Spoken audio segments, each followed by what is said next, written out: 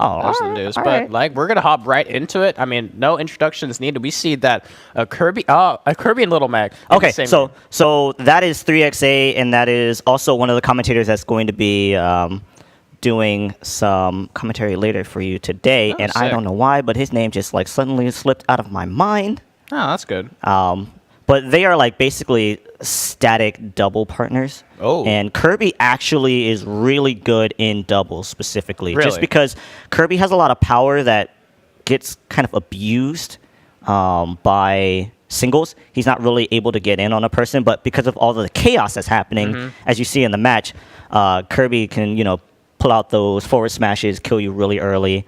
He's got a really good dare, but the drawback is that Kirby also dies really early. Yeah, but there we go. Takes two. So 2 stocks already down for them. But so why don't you explain Kirby's strengths in doubles? Because I think a lot of people are already underestimating Kirby. Sure. So Kirby in general has a really good edge guard. And so Kirby is able to go out there, specifically against Little Mac and Ike. You go out there, you either fair, and then you can hit them with the dare spike. Unfortunately... He almost got it, but he went out there and he went for the dare itself.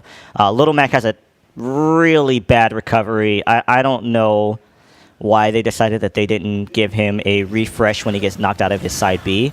But that's like bait for Kirby. Kirby goes out there, hits him with any kind of aerial, and he should be dead. But we did see that the Little Mac player Shadow was able to recover. And it's Snorlaxplox. That I just remembered his name. That is the name of the commentator you will be seeing later today. Here's the sound. There we go. So, but what do you think about Ike in dubs? Because, we have Little Mac, which is surprising in itself. But you have Ike, who some people don't know where specifically to put him as far as like top tier, high tier, just MK Leo tier.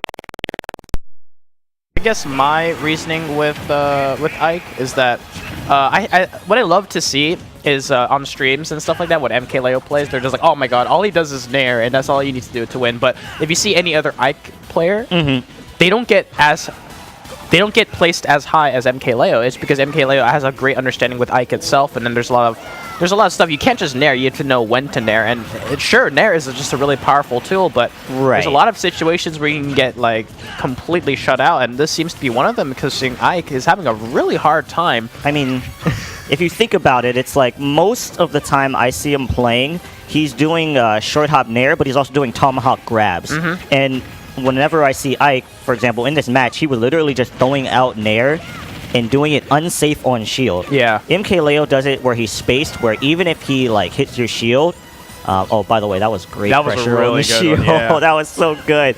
But anytime he does it on shield, he's doing it at a place where he's safe. So there's like... Yeah, there's a reason why he's doing it. It's not... Right. Yeah, because like most Ike players will kind of mindlessly throw it out in there saying like, oh, it's safe, even though it's not safe, even though it shouldn't be safe. So right. And right now, and that's why you notice there's not a lot of Ike players in general, right? Or rather, they're not placing like you were saying earlier. Higher, yeah.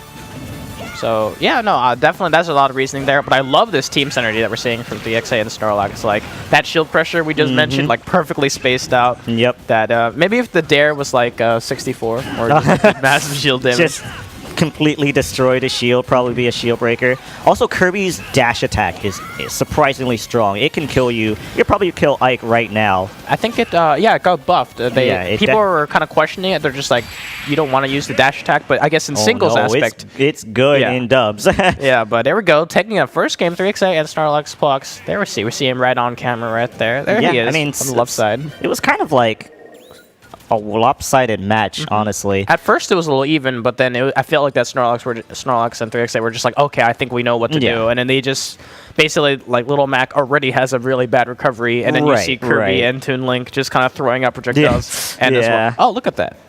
Oh, that's you.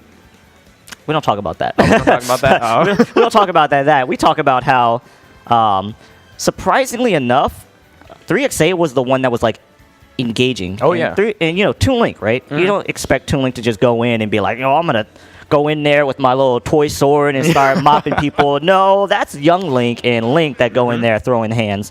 And it's curious to me why they decided to do that. I expected like Kirby to go in, shield pressure, and then 3xA to like pressure from a distance, but it worked. And when you've got that team synergy, you can make anything different kind happen, of yeah. but You know, you can make anything happen. FD as a stage selection. What are your thoughts about that one? I like it as far for Little Mac. But Ike. Ike, I mean, Ike will probably get edge guarded easier. The stage is also not as large, so people will die off the side a lot that's true. easier. Uh-oh.